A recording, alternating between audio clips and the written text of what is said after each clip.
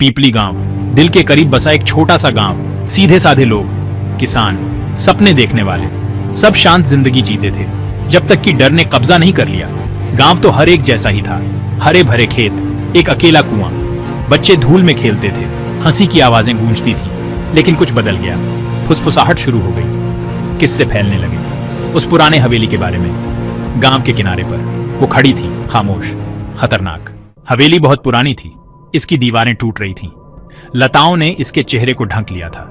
कोई पास जाने की हिम्मत नहीं करता था, अब और नहीं। कई पीढ़ियों से यह वहां खड़ी थी, भुला दिए गए समय की निशानी। कुछ ने कहा कि यह श्रापित थी, दूसरों ने प्रेतवाधित। हाल ही में लोग गायब होने लगे थे। गांव वाले जो बहुत पास चले जाते थे, वे बिना किसी निशान के गायब हो जाते थे। डर ने पीपली गांव को जकड़ लिया। हवेली ने एक लंबी परछाई डाली।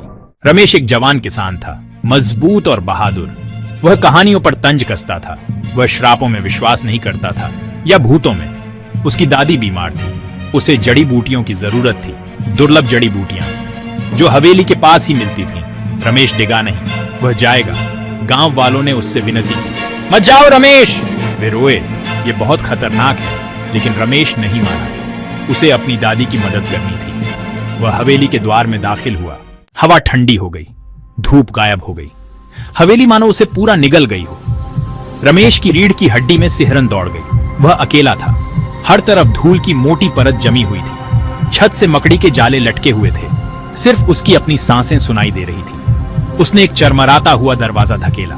एक भव्य हॉल, खाली, एक विशाल चिमनी ठंडी पड़ी थी और दीवार पर चित्र थे। लेकिन जैसे ही उसने देखा, वे बदलने लगे। चेहरे विकृत मुस्कुराहट में बदल गए। आंखें उसकी हरकत पर नजर रखे हुए थीं। रमेश को सिहरन हुई। उसे जड़ी बूटियां ढूंढनी थी, जल्दी से। उसे एक लाइब्रेरी मिली। अलमारियों में किताबें भरी हुई थीं, धूल से सनी हुई। वह जड़ी बूटियों का कोई उल्लेख खोज रहा था। तभी उसने उसे देखा, एक डायरी, चमड़े में जड़ी हुई। उसने उसे खोला। लिखावट फीकी थी। यह एक परिवार के बारे में बताया जो कभी हवेली में रहता था। वे शापित हो गए थे एक ताकतवर आत्मा द्वारा। आत्मा ने उन्हें फंसा लिया हवेली में हमेशा के लिए। आखिरी प्रविष्टि ने रमेश की रीढ़ की हड्डी को ठंडा कर दिया।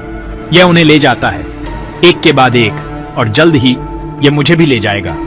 रमेश का खून ठंडा हो गया। उसे बाहर निकलना था, अभी। वह बाहर निकलने के लिए भागा, लेकिन दरवाजे बंद थे। उसने हैंडल को हिलाया, लेकिन वे हिलेंगे नहीं। वह फंस गया था। तभी उसने सुना एक फुसफुसाहट उसके कान के पास, अब तुम भी उन्हीं में से एक हो।